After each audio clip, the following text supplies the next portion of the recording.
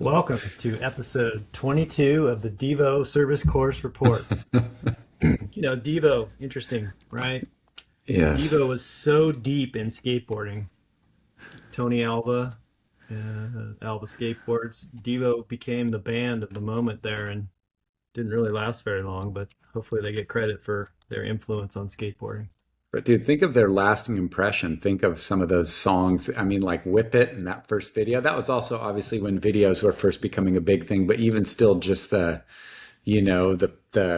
whatever you call it, the three-layer hats, the that came down and the yellow suits and the whole Yeah. thing. Man, they're awesome. We're talking about them right now. Think of how many other bands came and went or videos that you're like, wait, what? Yeah, I think Devo gets discussed all the time.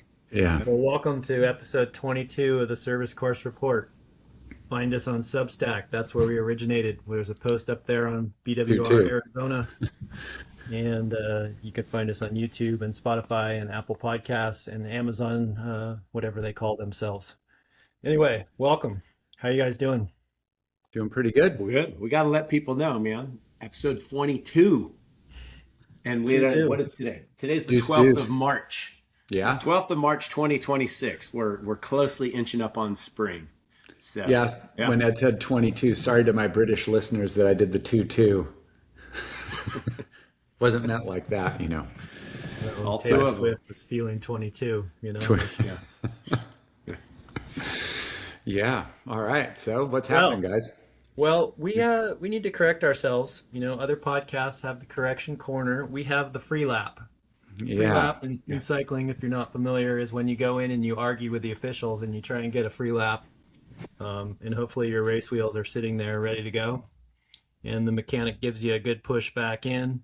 Uh, every once in a while, we're going to make mistakes and we need to correct ourselves. So I made a couple of mistakes and I can only remember one of them. I was driving today and I was like, oh, I made a mistake about something. So I only one I can remember the mistake I made is Florian Vermeersch is the current gravel world champion, and he rides for, help me out, UAE. UAE, and he is 6'4". He is not related to Johnny Vermeersch, who rides for Red Bull, Bora. Red Bull Bora, Bora. and he Hamster. was the 22 gravel world champion. Got it. So I've got those two mixed up. So allow me to take a free lap. Yeah. You get a free Hey, lap. I free think lap you're getting taken. pushed back in. Push you in right now. You got a wheel with full air. Yeah. They are both Belgian. So, Yes. yeah. But yeah, Which not makes me related. think, do you guys have any free lap stories? Things that happen while you're waiting to get a free lap or a free lap incident or somebody pushing in front of you or anything? Got to have a free lap story. So remember, DS, we did a race up in Canada in 1988.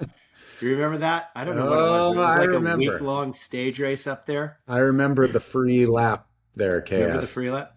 Yeah. And it was, I think I know it was a criterium because where else are you Yeah. going to get a free lap? And it was in the evening, so I don't know if we had a double stage that day because double stages were pretty popular. We talked about that Yeah. at Redlands a few episodes ago. But I remember we were racing, and it was just going, and I had to pee so bad, and I was like, "What am I going to do?" We're like maybe 20% of the way into the race, and I had to pee, had to pee. I was like, ah, and miraculously, I got a flat tire, and I was like, this is you never want to get a flat tire, you're right, and I'm like, I got a flat tire. Like, this is great.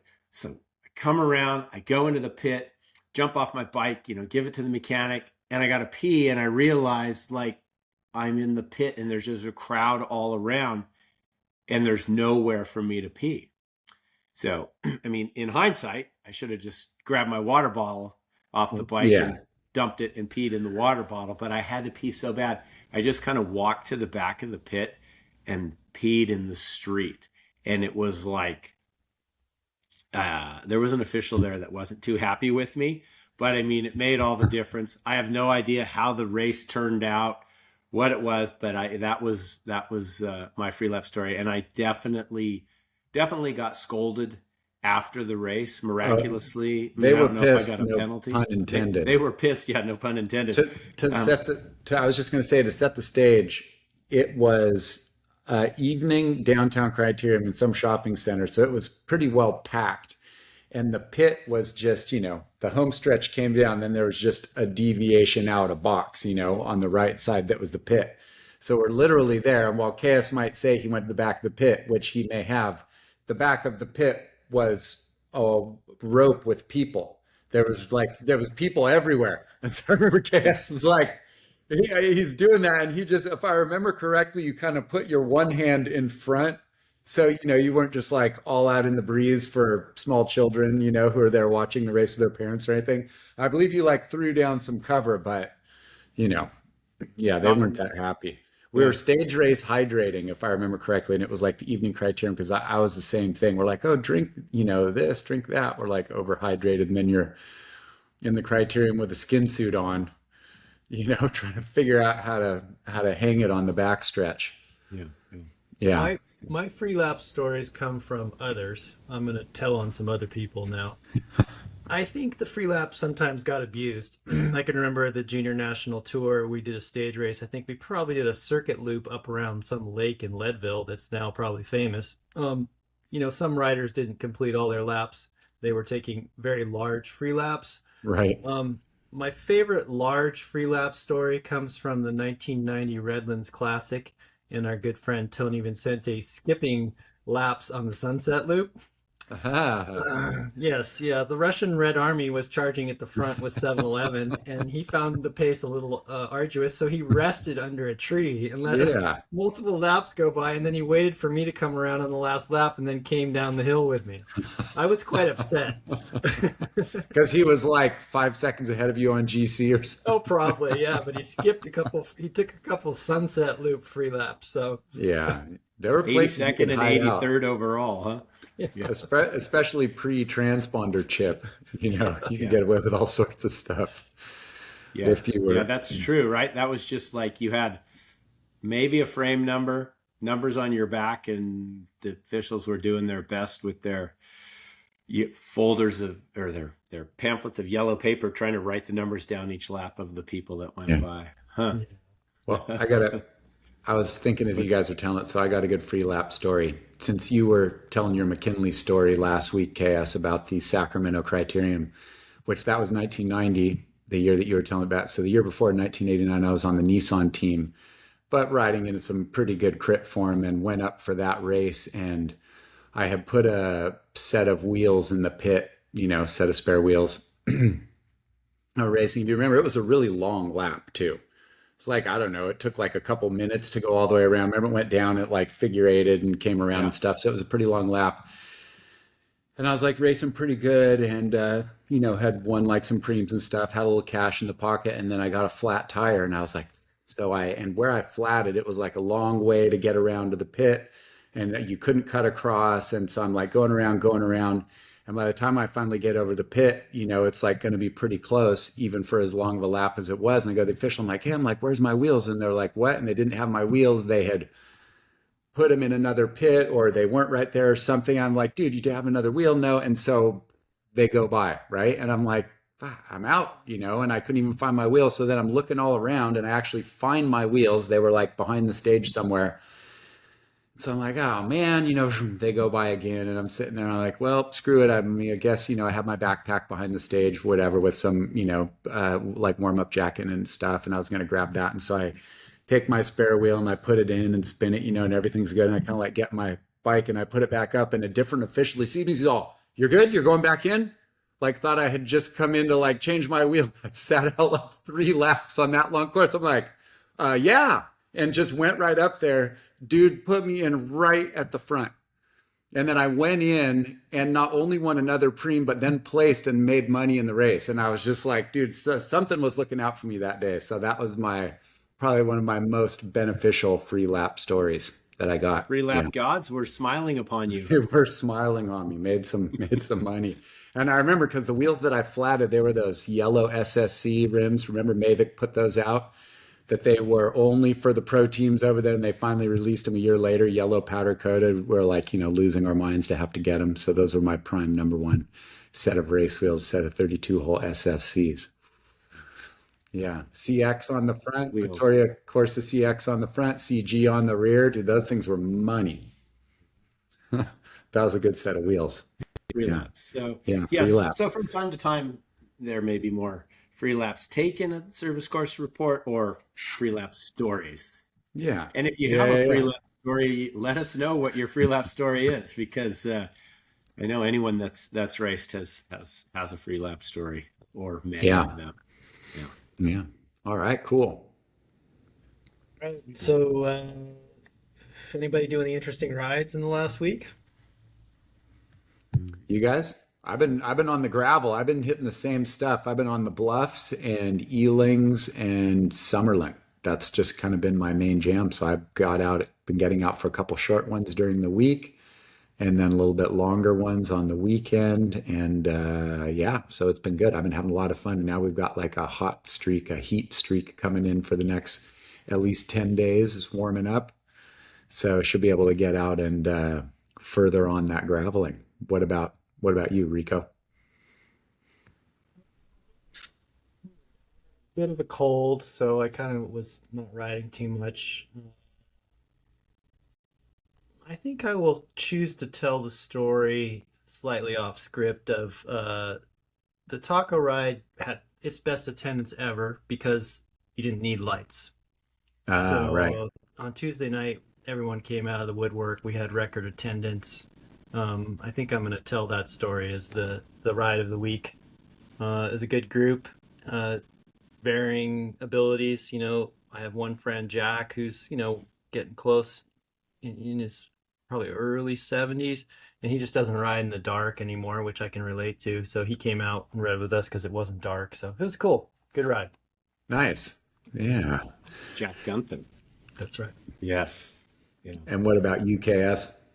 So since we last recorded, I kind of was feeling a little something coming on, and I woke up that next morning, and mostly I just rode on my back on the couch for 2 days straight over the weekend, trying to get through this crazy kind of I don't know, coughing, phlegmy funk that actually has moved through me fairly quickly. So all I did was teach three indoor classes this week, and finally got out today. Actually taught a class this morning, and then went out and got a ride in before we recorded. Did another little 90-minute road loop up here that I haven't done that loop in years, literally probably 3-4 years. So just kind of fun, same type of thing. I actually did have my 36 cog on.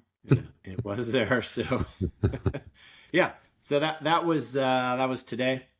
We're getting some of that nice warm weather up here as well. So, Yeah. it's coming a little late, I was training for BWR Arizona, but it already happened. So yeah, but Flemmy it's Funk. always any on the bike is good. I was gonna say Flemmy Funk. That sounds like a '80s like Belgian techno funk band or something like that. Flemmy Funk. Flemmy Funk. Yeah. That was a little Devo-esque, to be honest with you. Maybe the Flemmy Yeah. Funk. Not to be confused with that Italian band that does cover songs called the Fausto Copies. the, the Fausto copies. Yeah. So So that the was racing, not much riding. Yeah. the Yeah, racing's been hot and heavy. Did you watch any of it while you had the funk? it's been Pretty spicy. pretty much I watched All of it. all the racing. We had highlights. I didn't have whatever the service was that I needed to watch Strade Bianche. I don't have that service. So HBO Max in the States. was it Max? So I didn't have it. So I watched every possible highlight reel that I could watch. Yeah, and that was I mean, unfortunately, the men's race kind of went to the script that everyone was thinking about. The Pogacar guy, he's pretty amazing. To come back, right? Hasn't raced in months and comes back and tells everybody where he's going to attack. and then attacks, and then, well, Wait, although did he do that again this year? Did he call it again this year? No, he didn't, but everybody kind of knew, I everyone think. kind of knew. But I mean, I guess and on that side, the only redeeming factor of that race, I don't know, redeeming, maybe that's not the right word, but just the exciting part was the teenager, Paul Sexas, that decathlon team. Like that team has really stepped it up. Yeah. And he almost held the wheel, man. He almost did. And then, from watching the highlights, it looks like, him and Del Toro away at regroup, they got away again. But I mean, he pretty much rode the front and dropped Del Toro and got second. So that was good. Yeah. But the real exciting race was the women's race. If you haven't watched that, I mean, there was an amateur moment there, although we don't want to give amateurs a bad name, with the motos leading the main chase group of all the favorites off course. But the finale of the women's race was just spectacular. As the Brits like to say, there was a little argy-bargy going on there. Or maybe it's the Aussies. The argy-bargy. But that finale coming up into the town there, you just got that, didn't you, DS? Argy-bargy. Yeah.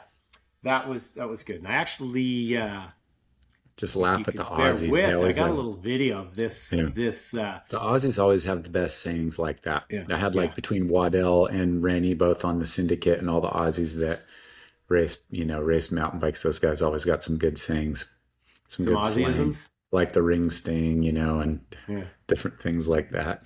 Yeah. Well, we won't talk about that. No. So Oh yeah, here we go. So we've got, if you're looking at this is a still of the video. So the Italian national champion, Lisa Longo Borghini, where you can see that we're inside of 500 meters to go. To her left, Kasia Niewiadoma in the white Polish national champion jersey. So you've got two national champions duking it out, right? Just behind them, Franzi Koch from FDJ, national champion of Germany. And just off Niewiadoma's elbow, white helmet, white jersey, you've got the world champion. So you've got these three national champions and the world champion battling it out here inside the last 500 meters. As it should be. As it should be, yeah. And just behind Longo Borghini, you can see the black sleeve of Elise Chabe, who's teammates with Franzi Koch, and they're both in this race to ride for Demi Vollering, two-time champion of the race. But let me just play look how this. steep that is. Yeah. I mean, you're looking how steep. Look at the flat of the separation of floors. You can see where that row of green shutters are. That's the angle of a flat perpendicular. Coming in. You're looking right up here on the right-hand side, right? Right. That's your neighbor. You go in your ground floor and you go up to your neighbors, and their ground floor is at your first floor because the road is so steep. Right. So we'll bring this. Oh, have you got a video? Yes, I've got a video. I think it's here we go. 16%. This is it. But this is it, right? So they just crested that steep spot. So now there was a little video edit here, right? So now we're at 300 meters, and we've got three riders. They're going shoulder to shoulder to shoulder. We got Niewiadoma. It's like NASCAR, we got Longo Borghini, 3 wide coming down the finish straight. 3 wide coming down. This is like a motorcycle race, right? They're doing battle for the last corner. So bring them in. Watch this. We go. Oh, dude, that's pretty good. That they all stayed up, because there was definitely bumping. And check out the I wish I could slow this down, but check out the shoulder and the elbow Niewiadoma throws in here. She's like, I'm coming in, boom, bam, bam. And they all go wide, right? And Chabe, right? So there's a little bit of editing here. I wish we had the entire video. She's got the Sean Kelly curve on the back right there. Check that out, man. Right, so there they are, right? Sean Kelly. Dude, look how high her saddle is. Holy.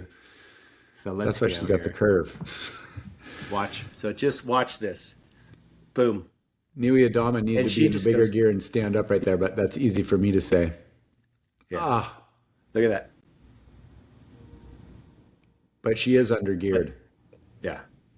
There you go. And there's still another corner. Yeah. Oh, dude, did you see her lose the front end right there? Let's back that up. Yeah. Well, you can back that up because we know she won. Yeah. But, right. So here Didn't we it go. look like Nui Adama lost the front end going through that right? Let's check that out one more time here. Let's see. Right? Right. There. It Did you just see that? It it like bounced a bounced little and pushed and caught. from the Yeah. stones. Yeah. I mean, I guess that Hasn't she she been doesn't have a second lot like of weight. 3 times now or four Yeah. times or something ridiculous? That's a So, great finish. Oh so yeah, here here we we go. go. This is not the slow where we went. Oh yeah. But Anyhow, that's like great. That's it how was great, bike races and I should mean, and finish. Longo Borghini, right, in the Italian national champions jersey, going for it, going into that corner first, gets pushed out. She ends up fourth place. If you can Dude, see, I mean, look at the look at that separation, crowd. and Look at yeah, that. and look at the Just crowd, and yeah, I mean, I'm bringing the good idea files back a little later in the pod here as well with this crowd and everything that's going on. But just like you're in this, I have not had the good fortune to be in Siena at any point, but this is just like look at amazing. that. Every person there walked there, nobody drove in, right? There's not tour Yeah. buses parked just out of sight where people, unload like they're going shopping at The Nordstrom Europeans, or they're something. hardy like that. Yeah, exactly. So that's that for the racing for me. I mean, that's one. I got 2 videos today. I'm full of videos. But All right, let's see what do you it. guys think about this? You got anything else? Any comments on this? I wonder Yeah. if they purposely picked the color of all the banners to match that awning of the building in the That's for background, or later in did the podcast. That's for later. That's a DS. That's Yeah. the good idea file at the end of the podcast. But now Oh, all we've right. tipped the Sorry dance. about that. Yeah. Yeah. Yeah. No, you're right. You're right there with me, DS. So, Okay, all right. got it. Got it. I didn't hear But that. as far as the actual, we're in the racing portion of the service course report pod here. I feel like a bike is Yeah. a lot more stable going through a bumpy corner if you're on the drops than out on the levers, but Well, and that one was pretty interesting, right? So you saw every that one of front them end was on the bouncing around. levers, Every which I one of them understand was you on come up on over the yeah, hill. Yeah. yeah. Check it out, right? So coming through on the tops. Francie Koch, she's in the drops, third place, but three she? of the Oh, yeah. four, yeah. But yeah, you're on the tops going over the top of that last climb. Yeah. Yeah, yeah. That's a that was great pretty finish. phenomenal. You know what's Yeah, great I mean, about that too is that a group raced hard and all came there, and then it came down to like a good clean finish. Nobody got yes, put on, yeah. misdirected. A car didn't pop out. Nobody was leaning in and whack somebody in the head with a camera. They were just going for it all the way through Motorcycle to the didn't take finish. them through the wrong last corner of the race like it did Yeah, with the there you go. favorites earlier on. But yeah, this was like maybe her 5th win or something, which was really pretty cool to see. Like to see that excitement is even at that level, right? At Yeah, the World Tour level, to see somebody that excited. And I did see a little snippet I didn't bring up, but as soon as Demi Vollering finished, she actually ran over and interrupted the interview of Elise Chabet to congratulate her while she was in the interview booth. So, yeah, yeah, pretty cool stuff.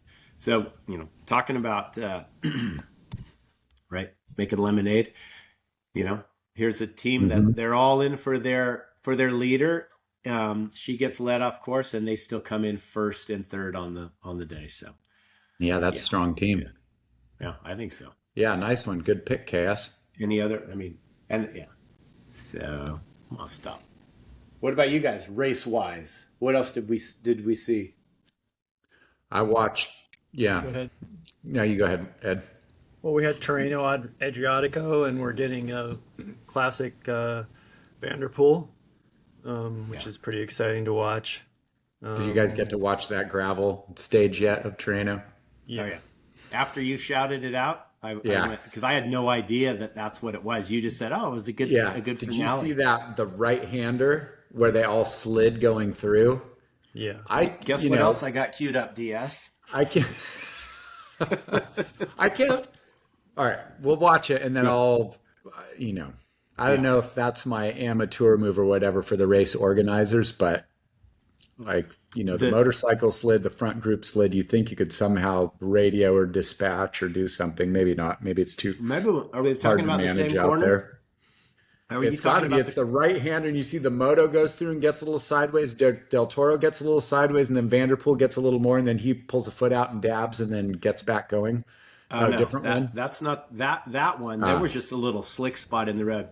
No, the other one I got up. Yeah, I mean, but it then is the later people that went through, like two separate groups of people, I think had crashes going through there. yeah. So, But yeah, it looked like there was like a puddle or some standing water in that section of the corner. correct. And the inside, it was like really greasy. Maybe you need some people from Flushing Meadow with their squeegees to clean the rain off of the course, right? Yeah, I mean, it's bike racing.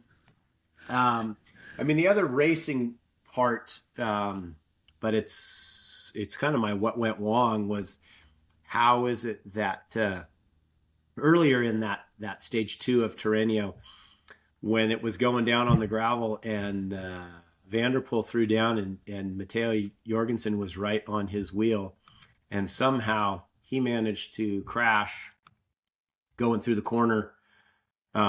But Vanderpool didn't crash, and Del Toro behind him didn't crash. So this is another one. oh, Yeah. Did you see this one? I didn't see it. I watched the stage, but I back it fast up forwarded just through some slightly. parts, so I missed this. Right. So this is when it's going, yeah. right? So Vanderpool has thrown down, right? And he comes through, Oh, right? Del Toro Yeah. goes around him, yeah. and I think we get a little slow-mo of this. Well, it's similar to last week because the crown is involved. He slips on Yeah. the crown. Yeah. So Yeah. here we go. But this is what gets me, right? So The front end pushes first. the front end pushed, but I wonder if you're looking at this, right? It's about to So go they're right both there. on the tops. He's going. I mean, Yeah. he's definitely. I mean, I guess we got to watch Vanderpool go through and see the line he took here. I mean, right? I would say Vanderpool looks like he sits a little further back on his bike. Yeah. His weight's a little further rear. He definitely has more of kind of a traditional position, right? Yeah. So here we come, the slow mo. Right. Right. So the front goes. Yeah, and it as slid soon over as the center. Yeah. It It was slid a over the horrible crown. line. It was a horrible Yeah. line. I think Vanderpool was a little bit further outside on that. But I mean, Jorgensen made, right? He's not racing Paris-Nice, 2-time defending champion. He's racing Tirreno. He's got the form. He makes it with the guy. And then Look how what went wrong? Go back and rewind this slow-mo back a little bit again, Cass. Look at when they go through the corner, when you talk about weight of the bike, look at how close Jorgensen's knees are to his hands when he's, and I don't know if he got pushed forward a little bit as he's going through the turn, sliding like right here, but hit a pause as he's about to, yeah, maybe it was the angle. It looked like Vanderpool is sitting further back, if you look at where his weight is. Just seems like Jorgensen's weight is forward. It is. Although it Yeah. is, I've noticed that before. Like if like when you see those wide helicopter shots, when you see the Visma team Yeah. riding, and he's definitely, I mean, he's a he's super up on tall, it, right? lanky dude, but he's definitely like you say, up, Yeah, forward. forward. I mean, all these guys are riding that kind of forward position that was made super popular by triathlon. So all these triathletes could get off and still run when they're done. Yeah. But I think we've seen this now a couple of times with that weight being a little bit further forward. I mean, we saw it at the Omloop, Yeah. right, the weekend before. So, like, what went wrong? How did it happen? And then, right, so he loses it, and Del Toro gets around him, no foot out. Look how far back. So, how about this, man? Vanderpool is in full cry, and these guys catch him, which is pretty crazy, right? Del Toro rides up, and Pellizzari as well, and then Del Toro just goes to the front and drills it all the way to the finish, and then still gets second. So some pretty exciting stuff. I mean, we're very fortunate now that the cameras are so good, the slow mo and all of that stuff. Yeah. I Coverage mean, we is got amazing. telemetry, right? 35 kilometers an hour, 3% grade, 5.3 Ks to the finish. Pretty pretty wild stuff. I think we're also privileged to see three young explosive riders. I'm going to put Remco in there, Yeah. Pellizzati, and Del Toro. They're all mini Pogicars. They all ride forward, fast. They all Yeah. look about the same. And Sexas. They all look about the Yeah. same. Pellizzati is turning out to be exciting. We always were worried about the sophomore slump. Is it going to be Right. Onley? Is it going to be Pellizzati? Is it going to be Vokalon? Who's going to be the sophomore slump? Right. Um, but so far, Leapovitz? yeah, yeah. Right. Huh. Yeah. Which reminded me just seeing this and you guys talking about Sexas also, or Ed, you bringing him up. And I know I saw him, at the Tour of the Alps or whatever last year and do some races, but man, he really sits on a bike nicely and pedals nice and just looks so smooth and effortless when he pedals. I don't know. I just was watching one part when he's hammering, trying to chase the gap or something. And even Del Toro was behind him. And he's got one of those pedaling styles that even though he's going really hard, it doesn't look like he's going really hard, maybe a little bit. So very balanced, the way it just everything, the way he sits on the bike. That'd be exciting to watch. Yeah. Similar to that Mavis Gibon from the women's tour last year when she won those two stages and won the most aggressive overall. Yeah. And she just looked super put together. Yeah. Yeah. Maybe we're finally seeing a French resurgence. That would be I think cool. We are. I Yeah. think we are. I can't see where he's going to be a bust. Yeah. Interestingly enough, his contract is being disputed in the media this week because he's up for contract renewal in 2027 with his current team, Right. Decathlon, and he signed it as a minor, so there's some debate about that signature and so forth. Legality. Yeah, and then his younger brother's already working out with UAE, and UAE has obviously expressed interest, or the media has decided that he's expressed interest. His agent is that Finnish guy who is 14 Giro or something. His agent's gone quiet, and they're not negotiating with Decathlon at the moment. But I don't want him to go on UAE. I think that would be a complete disaster for the sport. Any other team, and I hope he stays with Decathlon. I like, I do too. I like what Kurt pointed out about Decathlon and how they have all these young riders on the team, and they've had a great start to the season. And I like to see the French story there. So Yeah, I would have a hard, I don't know. Maybe, he could go, I guess, if it's really that bad there, you feel like you're not getting paid enough. But I agree with you. That would be a bummer. When I heard the scuttlebutt about, I'm like, oh, dude, don't go there. yeah, I didn't hear that at all, but little sidebar, which I haven't heard anyone talking about. It'll be interesting to see how these three teams that have a bunch of money from the Middle East coming in fare. What we got going on over in the Middle East right now. No one has spoken about that, so it'll be interesting to see where that all goes. Yeah. Luckily, all those races got done Yeah. before the war started. yeah. It's really important to point out that the races took place before, because F1 is about to feel the effects of that. They're in China this coming week or next week, but they're supposed to go back to the Middle East, and so they'll take a huge financial hit from not having those races. Right. Yeah. Yeah. Yeah. And that's all like first world problem stuff, right? Bike racing and car racing. So, Well, I want to see Success be a success. I think I'm on his side. I don't Yeah, want me any too. bust. No more French bust. And I like his panache.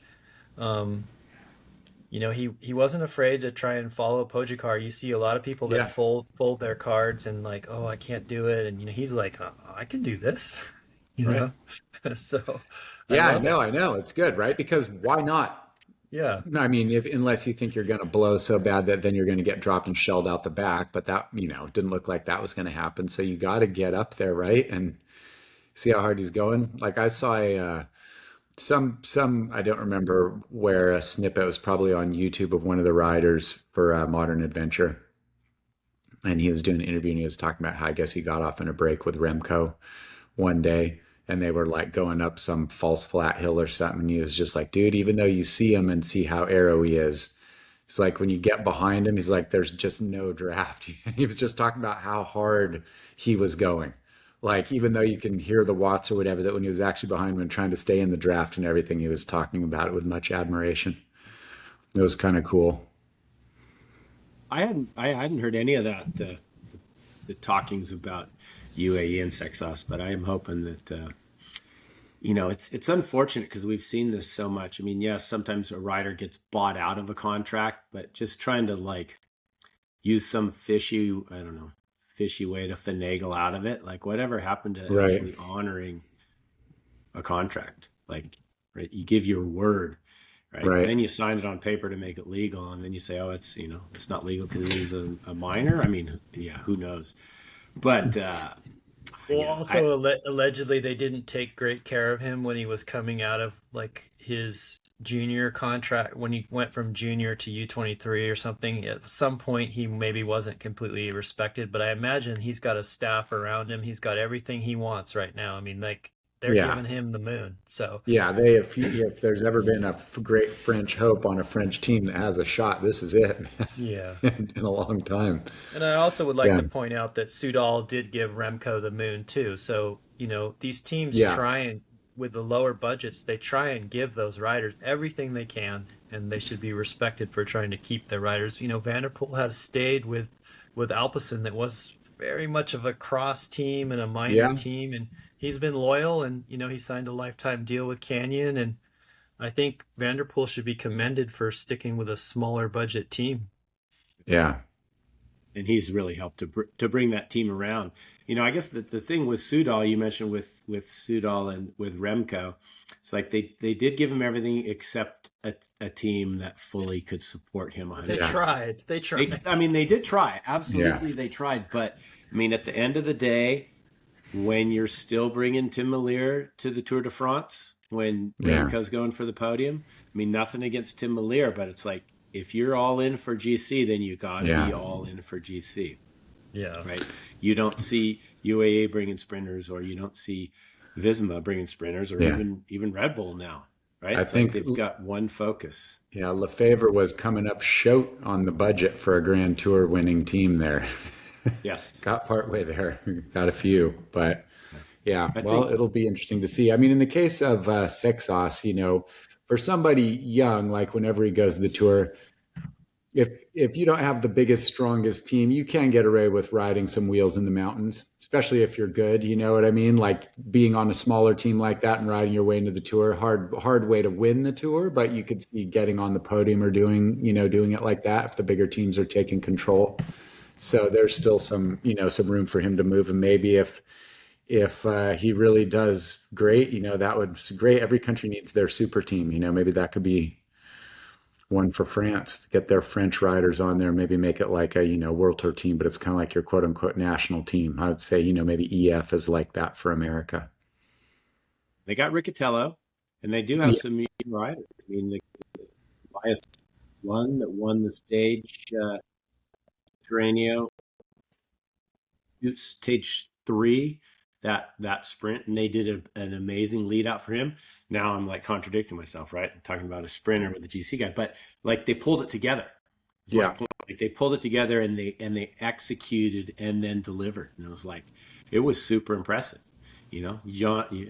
Jonathan Milan, he tried to jump those guys, and they kept it together, and yeah, that was pretty impressive. So it seems like whatever's going on at that team at Decathlon, they're gelling, for lack Yeah. of a better term, with that. But if they're the changes that they've made, I think on the management side and getting the younger riders in, and they're motivating them really well. It's fun to see. So I hope, Yeah. you know money is definitely one thing, but it's like, why would you go to a team that has Pogacar and has Del Toro and has Yeah. Almeida and has Jan Christian, right? Like you've got all these GC riders there already. I mean, yeah, they got all the money and all the resources, but at the end of the day, you got to be able to race what you want to race. And we talked about these riders starting earlier and earlier, and it's kind of a question that I have, like, how long are these careers going to last for these riders?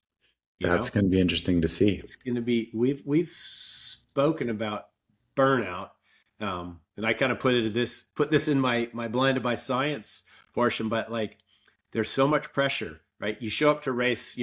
We spoke about it before. You're not racing into the races, right? You're not doing 6 weeks of racing to get fit. Yeah. The riders are showing up because they're doing their training. They're fit.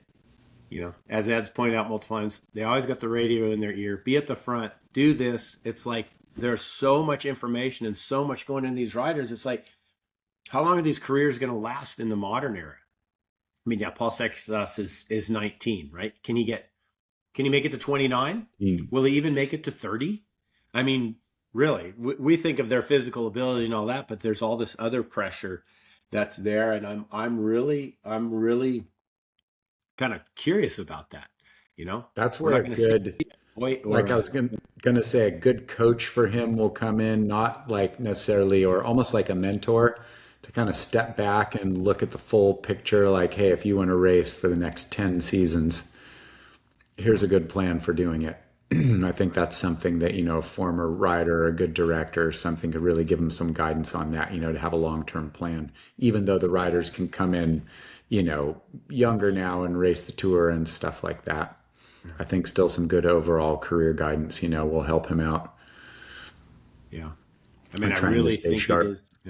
It is really it's that mental aspect, because I think, physically, as long as you're not burning yourself out just with too much, I mean, really it's just, intensity and volume, but it's that whole balance. It's the life thing. It's the physical. It's the mental. It's like, yeah.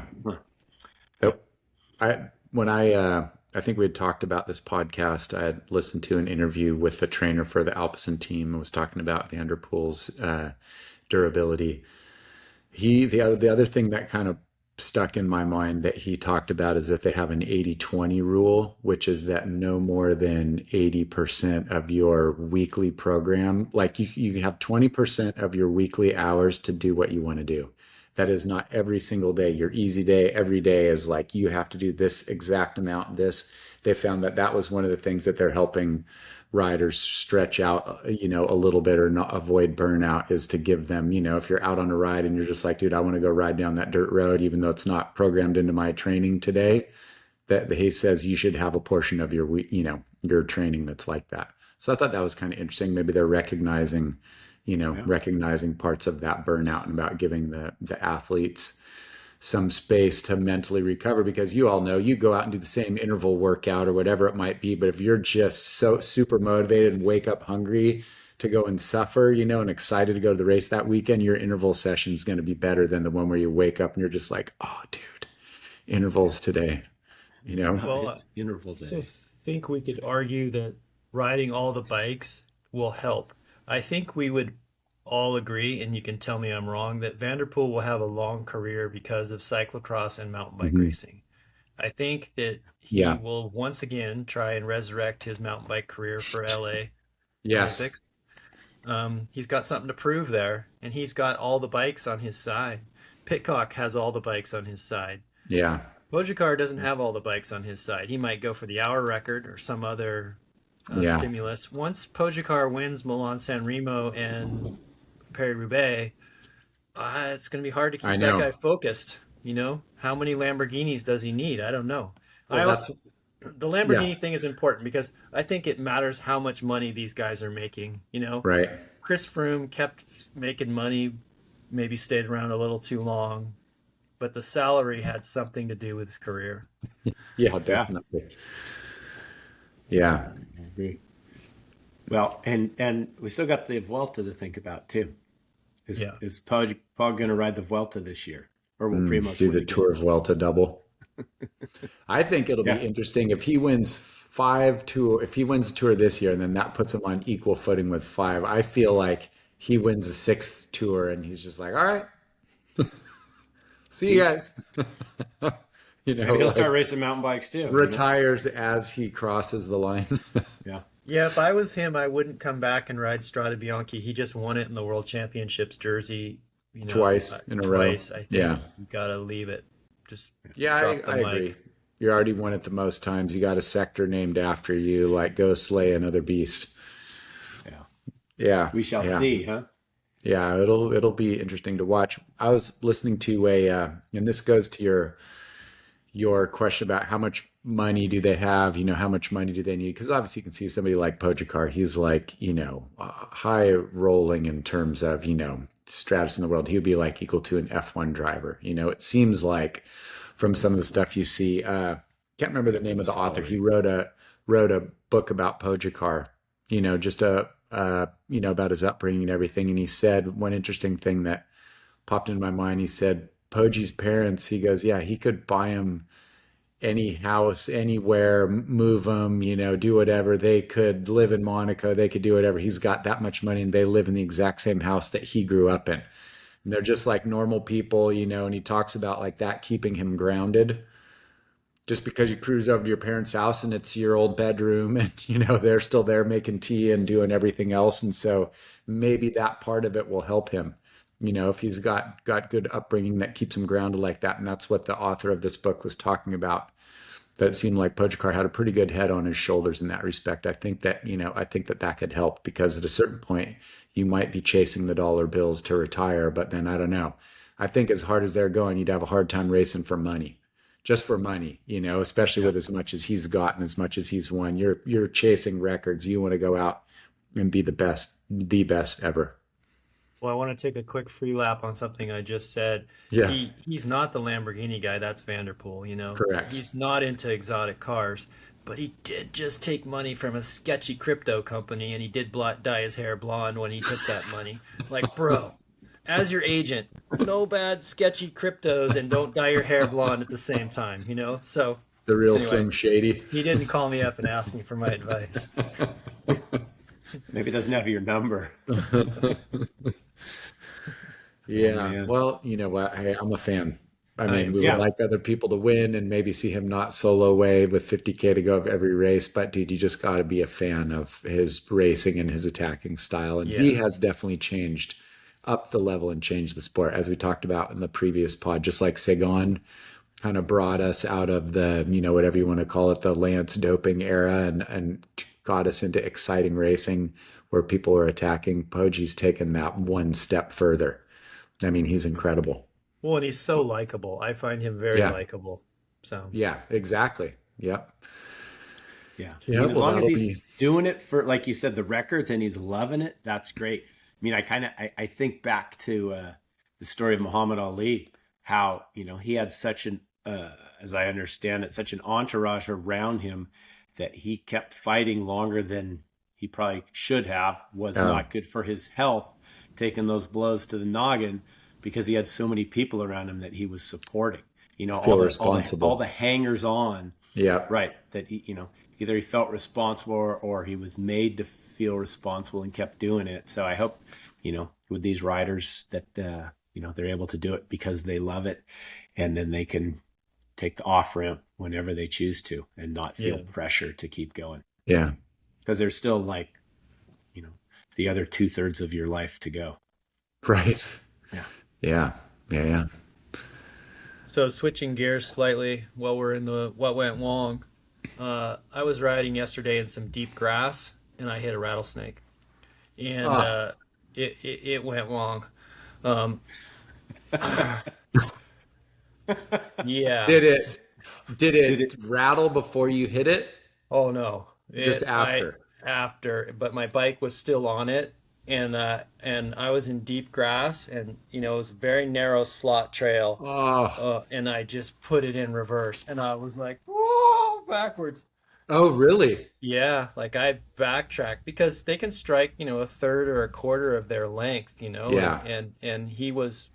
I was at my bottom bracket and he was at my front wheel, and I I didn't have meta glasses on, so I didn't fully photograph him. I don't quite know Neither how big he close. was, but he was Yeah. pretty loud. Dude, any size is big enough. Yeah. Yeah, so That is why scary as shite. well, don't wear your headphones. We have some rattlesnake weather here in San Diego. When that first warm spring Yeah. day comes, they just come on out. And we've had a lot of warm winter days, but there's something about March, like seasonally in the The longer ground starts to daylight, heat up a little they bit, and they know yeah. when to cruise on out. Interesting. And Yeah. it was at 5:30, maybe even 6, so it was fairly Oh, late in the wow. day. Usually I would think of more of a morning encounter or something. Um, Maybe that saved you. Maybe it's a little afternoon lazy yeah, I rattler. had my headphones on. I was probably Ah, listening to a podcast. No more headphones in the deep grass. The rest of the ride, I was like on fully graded roads where I could see everything. Yeah. that sounds like Um, a good song title. No more headphones in the deep grass. yeah, so from That can from be your Devo. Yeah. So I'm snake from story. Devo. When I had first moved down to Temecula, I was trying to go out, this is whatever 20 plus years ago, and I was going out and trying to explore and find some like XC riding from my house that I could just go ride out, and I had my 3D hardtail. And I'll never forget, I was out this one day and I had, I'd noticed driving out, uh, whatever that was, it must have been 79 South, that there was like, a fire road just off the right side of the paved road, 2-lane highway. And it was like, it was kind of like ridges. So it went, up and down, up and down. And so I'd rid my bike up the pavement and turned around, and I was coming, back doing all those ups and downs and ripping down, on the hardtail. Well, it's pretty gnarly, and the sun's directly in my eyes, because I'm coming back down to Temecula, and three by front, 3x9. And so I go down this steep hill, and I'm coming up the other side, and it's hard, because the sun's in my eye. It's hard to tell exactly how steep it is because it's all just kind of like blacked out almost, because there's so much sun. And I'm going, and I shift a couple with the rear, and I'm like, oh, middle chainring, and then I'm like, oh, granny gear, oh, and as I'm shifting up, right as I slow down, I just hear this. There's this huge bush right on my left, and as I come up to it, a rattlesnake goes off. I mean, like just like that, dude. I did like Vanderpool's cross dismounts would have nothing on me, dude. I was off of my bike and like off the ride, like off the other side, and ran up the side of it. It ruined me for like a couple of years down there. I'd be like riding, I'd be like, get out on a trail. I'm like, oh, it's late in the day. And I'm like, coming around, come around each corner, worried about the Was snakes. raised in the mountains 2 miles behind Goleta. My Yeah. parents, their philosophy was that didn't want the snakes to breed around the house. So my mom Yeah. had a shotgun and she would carve a notch every time she shot the head off of a rattlesnake. My Right. mom was a badass. Yeah. And so that shotgun had notches all the way down. And I jumped over one once. I was running from my bedroom down to the kitchen. It was a 2-level house, and I always jumped a certain set of stairs. And I looked down between my legs as I always jumped that set, and I looked, and there was like a huge snake spread out. And I I went through and remember that slammed the door story. and told Yeah. my mom, like, there's one out there, there's one out there. And in a very narrow little area, I think she might have used a Chinese hoe. Um, but Hey, one hey, time, hey. No, I'm just joking. yeah, yeah, Thanks, you huh? can't cancel me on that one. They must have another name. Um, very large hoe. Yeah. Uh, One time we took the head off of a rattlesnake, and the head still has the instinct, and it bit my small dog in the chest. So I'm like mortified of Yeah. rattlesnakes. I was raised to be petrified. I'm all pro animal and not anti snake, but man, I was in reverse yesterday, and Yeah. yeah. So, anyway, that, Was Yeah. it last week we were talking about the Cactus Cup? yeah. I think it was last week, right? I The remember practice that cup. the early Cactus Cup, Oh, with right? You Deaton, we remember there were was up some there. rattlesnake encounters? I remember, yeah, Jimmy Deaton when We we were were racing that on was at Yeti. the Pinnacle Peak one. Yeah, We were out Pinnacle Peak. riding, and I swear we must have. It was like one of the first hot days on that one, and we must have seen like three or four out on the trail. And Deaton was like, I was like, "Ugh." He Yeah, just took his bike and held it by the seat. There was one just like in the trail, and we really couldn't get around it. I remember, and he was just like, we're like, whoa, whoa, and he's like, and he's just like holding his bike by the seat and like rolling it at it to get the snake to go away. like yeah, Jimmy. Yeah, You everyone's definitely, going the other way, and Deaton's going at the thing with his yeah, bike. So yeah, those yeah, Yeah, Yetis work good for getting rid of rattlesnakes too, I guess. the Maybe that's BWR Jimmy crew Deaton. said that they had 3 rattlesnake encounters that, when they were setting up the venue and, out marking the course, that warm weather when it first hits. The other thing I was reminding myself of is just what to do if you get hit by a rattlesnake or struck is to sit down, not next to the snake, but remain calm. They say you should mark the spot because sometimes if you arrive at the ER and you're like, oh, I got bit on my leg, and they're like, well, where? It's good to know where. yeah, Um, Stay calm. Don't take any anti-inflammatories. I'm giving medical advice on a podcast, but you should Google it and make yourself familiar if you're, a mountain bike rider, because a 25-year-old just died in Orange County this yesterday from a Oh, wow. rattlesnake. You know, they can be fatal. So Yeah. stay calm Yeah, if you get struck. yeah, that's it. You don't want adrenaline up and then get all the poison pumping through. Yeah. Yeah. I was thinking the same. They say do that. Yeah, no, that's the old Don't do it. that That's Woody the Allen joke. movie Yeah. Bananas about the suck out the poison. So I Oh, think that some movie is people they're hilarious. blinded by science early. Did KS, did you have one already? Yeah, I Yeah, mean, Cass, you snuck in. You double pumped on some Blinded by Science. So are you coming yeah, back I around mean, on it, or? I was because we were talking about all those riders, but it was, yeah, my blinded by science is like exactly that the age, how long are these careers going to last from these young riders? You know, Hmm. is there some kind of science that's going to keep them smart? I think you're on to it, DS, with having a mentor, right? Like Long-term management a, of one's career. yeah, long-term management, not the one that tells you how many intervals to do, right? Not the one that's checking your power numbers after the workout, but the kind of Yeah. life coach thing, because I think that that's probably going to be a quite a huge thing on all sides of it. So yeah, like I said, like there's pressure everywhere. Like you got to show up, you got to win, and we'll see. Sophomore slump, you know. I guess we've got a few more races to see how this plays out. But there's been some very high profile, as in dollar bills, y'all, transfers of some of these riders mid contract. So it's going to be interesting to see how that plays out. So we'll just Yeah, keep an eye on it, right? yeah, We'll just yeah, put a yeah. little tick in that box there and watch this stuff, you know. And if a few years from now, you'd be like, I heard that on the service course report back in early 26. Yeah, That's right. yeah, that was it. What do you got? You got any blinded by science? Uh, yeah, I'll jump in. Mine is Jonas, for his attire, finishing Paris-Nice, staying warm. He's no f's given, no fucks given for how he dressed. He's like, I dress warm. I'm Danish. I train in cold weather, and my bib tights are hanging down. Chaos, you were explaining maybe what the theory was that was supposed to happen when the jacket came off and the bib tights were hanging, the straps Yeah. were hanging down by his rear wheel. So I read somewhere, I think might have even been like Visma had put something out on one of their socials that they strategically cut those his bib tights so that when he decided, like, their plan was, because I saw something with him. He goes, well, we had a plan to attack on the second to last climb, but Red Bull had different plans because they attacked from the gun.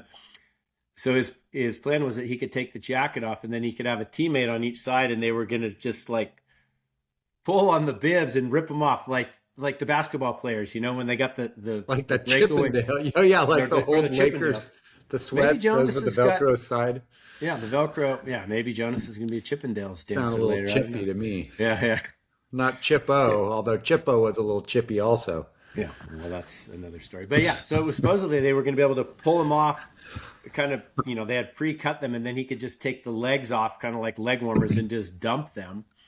But the racing from kilometer zero was flat out, and there was never an opportunity. So it was like,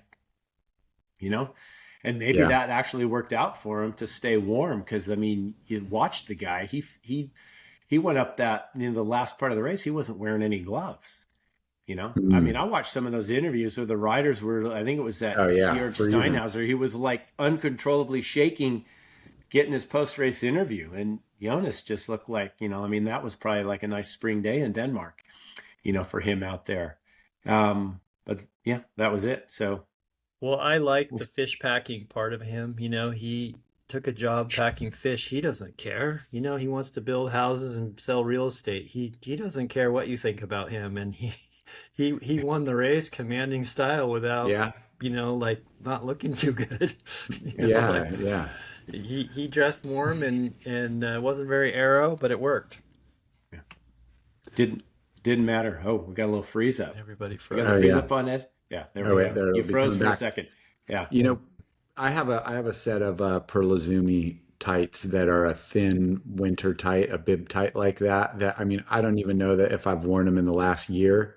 They stay permanently in my bin in the van, so I always have them if I need them in a pinch. But I tell you what, on a cold day when it's cold like that, you stick those things on, they are mighty nice. Just Yeah. all your area around your waist and up, in is just no drafts, coming up.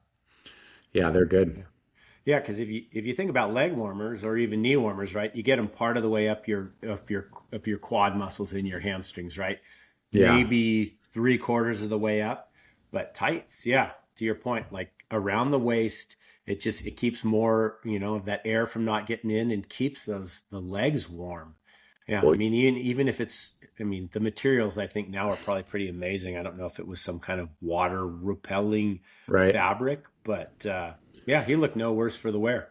Well, think if you only have leg warmers on, there is, just like you were talking about. I mean, there's a part of you from the bottom of your jersey or wherever your base layer, your undershirt stops, which is going to be like your glutes, and at least the top half of your thighs are only going to have a layer of lycra on them. And Yeah, it's like, however cold and raining out, that can't be optimal performance, I wouldn't think. You know, right, I think it right. would just get cold enough after a while that having the tights on, makes the difference. It's like that. They would think, oh, you got extra tights on or something, but it's kind of like the short cranks. Over time, it adds up, Yeah. you know.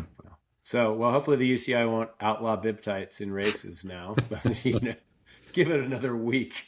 It's funny that you say that, but there have been, well, I guess, was there one rain jacket crash in the race last week or last weekend or not? Were people just having trouble taking off their rain jackets, but they weren't necessarily crashing? I was just trying to poke a little fun there at all the things causing crashes, but Well, Pidcock did an amazing job of taking off his yeah, his rain jacket, and the rain jackets have gotten, Castelli was the first one to come out with that sort of super rubberized right, arrow, and everyone sort of copied that. But I think they're harder. In the old days, they were more lenient and easier to get on and off, I think. But right, Well, yeah, if you're wearing long finger gloves with like a cuff on the glove and you got that, either over it or underneath the gloves or whatever you're doing, yeah. When you're getting dressed in the van, it's easy, right? You put the layers, you do everything, or the bus, I should say, not the van, getting it all dialed. But yeah, then you're trying to take it off when like it's going down. And it was also interesting watching Jonas on that stage when he took his jacket off. They were down in the valley coming up before that last climb, and all of a sudden, no one knew what he was wearing. And all of a sudden, it was like, wait a minute, he's got like bibs up over his one piece suit, right. his skin suit. No one knew it before. And then they thought he was wearing bib shorts, didn't even realize it was tights. But it was like, you got to make it happen. I mean, I think they said it was kind of like mid 40s and raining and windy. And I think to That's your so point, cold. DS, Yeah, right. And then you've got riders that are just wearing shorts. Like anyone, right? People that are listening to us say ride, you know how thin that lycra is, right? And you're out there for, 200 plus Ks and you and got just, more and stages to go. oh, and they average, like, I think they said they did the first 100K in 2 hours. Like it was, yeah, Yeah, it was game on from the get go. So you're trying to stay warm, you're expending all that energy. Yeah, it was cool stuff. That was a good little move. yeah, Yeah. And nice. we're talking about it. So yeah, it was popular. Yeah, yeah, that's for sure. Yeah. Yeah. yeah, Visma's apparel sponsor is not really prevalent in my mind. I know it's important, but I'm not sure who it is. They're not getting a lot of play out of this. Yeah. Yeah. Huh. Yeah, they're not Um, doing it. Well, we kind of covered the amateur. We'll round it out a little bit more. Mine is Yeah. the Spirit of Gravel lived on at Strade Bianche when the women got let off the course, and that's just your typical gravel ride. Like, wait, you got the A route. bit It's of this way. A chaos, little bit of dust, no chaos. clear markings. So all you that are worried about the Yeah. Spirit of Gravel, it lives on. That's a good point. I like Yes. that. The adventure side of it, as you were talking about Yeah. adventure ride, that is the fun thing about a gravel ride. You go out there and there's just always the chance that stuff's happening that you're not planning for. You're just Yeah. planning a wide with your toolboxes, but something could be washed out. You might see an interesting critter or person out there, all sorts of stuff can happen. Well, it's funny because I pay close attention to the routes, and the people with Wahoos can navigate better at high jumpy speeds when their eyeballs are jumping around. But the older the person is, the worse they are at following the route. But Wahoo's better for older riders. Mm. Garmin is like a little hard to follow, and so it was one of those chaos. You got the route? Who's got the route? Wait, left, right? Yeah. So the spirit of gravel lives on. Yeah, I Apparently, like none that. of the riders in that chase group had the route. Yeah, I know. But yeah. But I mean, I guess that's fairly understandable when you're racing at that level and a race of this level. If nothing else, the lead moto should have had the route. Yeah, you Yeah. expect that they'll lead you the correct way. Well, if you watch the clip, you'll see the Shimano guys, the amateurs of the moment. They clearly feel bad, so they're giving everyone extra pushes, and the guy's like pushing like too hard, and he's just like trying to make up for his mistake, and he's like trying to push everybody, and like he almost made the moment worse. Well, and I should Yeah. say that saying that gives a bad name to actual amateurs because that was such a terrible mess up on that thing. So Yeah. we don't want to. It was definitely amateur, but You don't want to drag down the actual amateurs by amateurs. yeah, they were the Calling out the amateurs. amateur. Yeah. Yeah, that is the amateur move. I don't think we have a positive Pete, but I would just follow up. Actually, I do have Oh, a go positive ahead. Pete. Yeah, Go yeah. for All it. right, so my positive Pete, not that Matthew Vanderpool needs more accolades, but I'm throwing out the positive Pete to Matthew Vanderpool for all us traditionalists for still riding a pair of handlebars that isn't tapered from the levers out to the drops. Now he is slow turning his levers in a little, not as bad as some of the prime offenders, but he still has a traditional set of close to classic bars on there. So I'm throwing out the positive Pete to all of us that don't want to, our road experience, we want it a little bit wider than that when we're riding on the lever. So that's my positive Pete. We never see him lose the front end either, do we? He's Now got maybe a little, Worlds a in little wet. Scotland. No, maybe that was the back end that he lost. Yeah, we might have to go Yeah. back and look at that. Yeah. Exactly. So Well, and Yeah. following up our positive Pete from last Yes. week, Shelby Tinsman was also awarded the Kudos Award by BWR, so they clearly are listening in. that's right. Moving the needle. Yeah, the Kudos Award is an orange jersey in honor of Udo, who was a North County, San Diego gentleman who was hit by a local bus and killed. So the Kudos for Udo's award lives on and went to the race staff, to Shelby Tinsman, on our suggestion. Yeah, there you go. I like it. So All right, Michael, it's good to know you're listening here. We got a little for you now and then. Yeah. All right, DS. So we haven't Yes. hit this one for a while, but you hit on it earlier.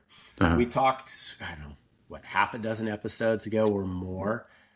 We came up with the good idea files. Like when we see something that's like a good idea, and maybe you see it, and maybe it's even been around for a while. But you hit on how buttoned up that finish looked at Strade Bianche. Like that's just so the nice. colors and everything there. That's so So I nice. did grab a couple of images, but it's nice. But Hey, like, hey. so here's look at that. Look at it. Look at the white with the. What would that be? Not maroon. What is that color? maybe it's Siena. Mauve, sienna. I don't even know what color mauve is. I just know that that's a color that.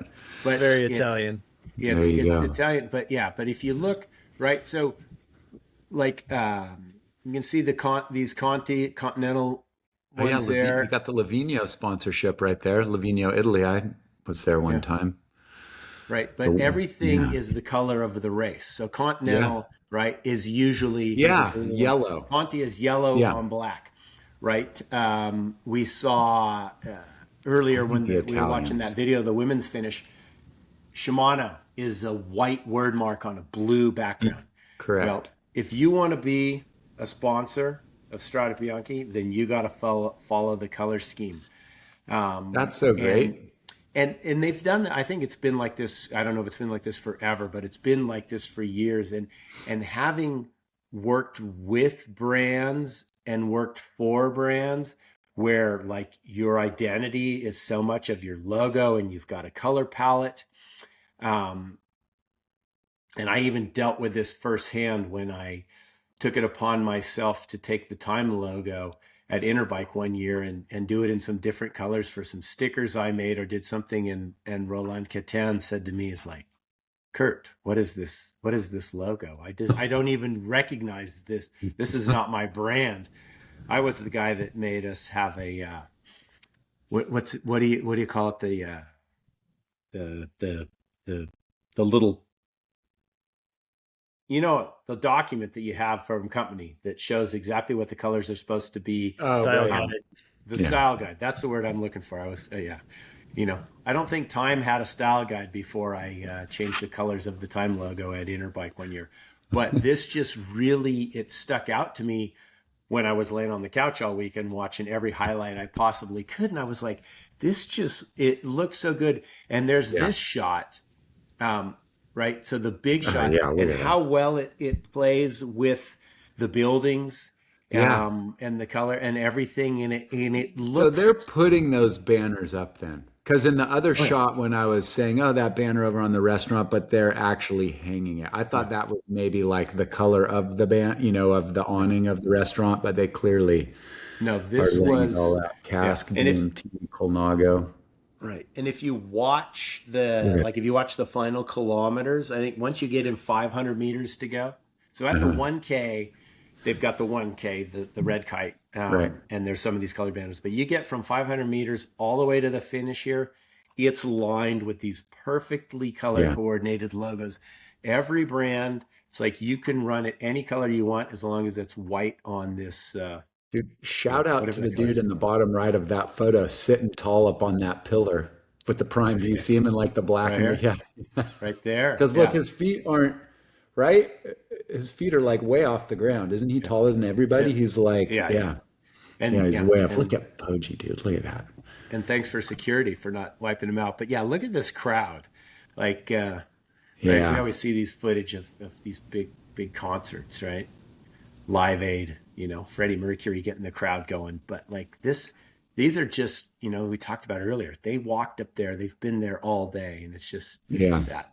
Although I don't know, DS. I think these people who have this apartment up here, I know. there's a few of them. That's a pretty good seat up there as well. I know. If that was my apartment, we'd be having the Strad party up there Yeah, yeah. So for sure. that's my Yeah, thanks for my bringing those up. That's just input for so. the good idea files. Well, and it Yeah. also carries forward the graphic that they have on the screen. They also Mhm. provide the power data, which is fairly unique, race coverage. And then when they're out on the circuit, all the graphics out on the circuit, the segments, we have the Pogacar segment now. Right. The graphics on those segments matches the graphics that you're seeing. So it's pervasive. It's not just the finish shoot Yeah. banners. It's the whole style guide for the whole event is top notch. And it'd be nice to see other races copy this a little bit. I know Flanders kind of does it a little bit too, but Yeah. But this just to me, I guess I haven't noticed it with any other races because maybe it never has been that way. Like Yeah, this, it's pretty this unique button too, up, like the it's very finish of unique. this and the styling of it and everything. But I mean, you could, I mean, right? You could, if you were the Tour of Flanders, you could just say, hey, everything is red, yellow, and black, no matter what your logo is, and make that all the tape along the side of the road, all the signage. But that looks great. Yeah. well, and I'm here we see some very Italian sponsors, but in years past they've had Toyota. I noticed that Citroën, a French company, is a sponsor. That they're yeah, marketing in a global way with this Yeah, event. And last year, yeah, I yeah. believe There's Citra. yeah, Italy was a sponsor. And in my good ideas file, Italy is going to sponsor, which I will explain Italy if people are not familiar. Italy is going to sponsor the best young riders jersey in the Giro this year. And Italy is like In the San Jose or Seattle area, you go to a trendy mall and it's an Italian themed shopping center. So there's Italian restaurants, Italian grocery store, Italian dessert section. It's all branded Italy, and Italy, I think, used to be a sponsor of Strada and now is a sponsor of the Giro. And I think that's a great global marketing, and it's great to see the global reach of this event with Citroën and Italy sponsoring the Giro. Yeah, yeah, yeah. That's very cool. This thought just came to me as we were looking at these photos, especially looking at this photo. I wonder if part of the negotiation with the city, of Siena, of finishing up in here, was that the colors had to kind of match with what's going on in the I think in we the just square. an aftershock. We had an earthquake here on Tuesday, a 3.2, like a couple miles off the coast, or 2.3 or something. It's kind of interesting. I thought it was a SpaceX, but it was like a really sharp sound. We're in the pathway from Vandenberg here, but I think that was just an aftershock. No chandeliers or anything swinging, though. You don't have the No, chandeliers there in your my lights are studio. pretty. Yeah, I wonder what's going on over there. The plates be a slipping. Sorry, I didn't mean to interrupt, but it's rare that you have So not only have an earthquake, but while you're actually on the vid on the with your pod. buddies. Well, we are in California. Yeah. Yeah. So sorry, what were you saying there, KS? Oh, I was. Look at all the phones out. Look at everybody with their arm up. I know. I'm just curious. Oh, now my cough is coming. Hang on.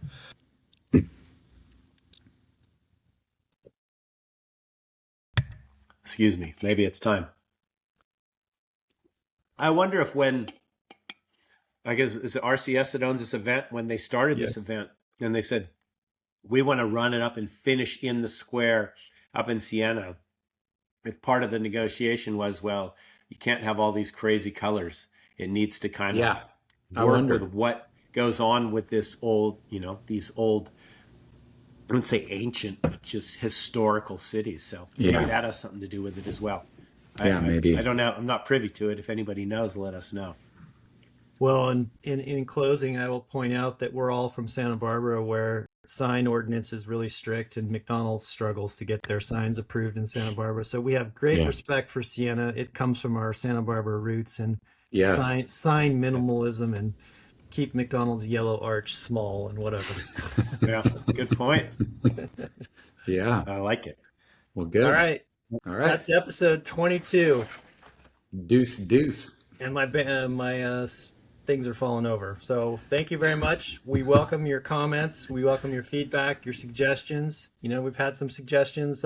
People want to see guests. So had somebody come up to me and say they wanted to be on the podcast. So I got to kick that idea around with my fellow co-hosts. Yeah, yeah. But we welcome your feedback, your comments, and please pass it along to your friends. That's one of the best ways to have us grow. And make sure you enjoy those short little clips on YouTube. See you out there. All right. See All you right. guys next time. Thanks. Until episode